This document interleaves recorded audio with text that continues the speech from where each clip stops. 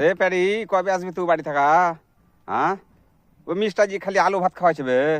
হ্যাঁ, আলু ভাত খাওয়াইছে জি। তুই যখন ম্যানেজার তুই আছি তা আলু ভাত খাওয়াইছে জি। হ্যাঁ, বলি তো দুটা তিনটা তো লেবার মাল বেচতে যায় না। আমি কত বিজবো একাই?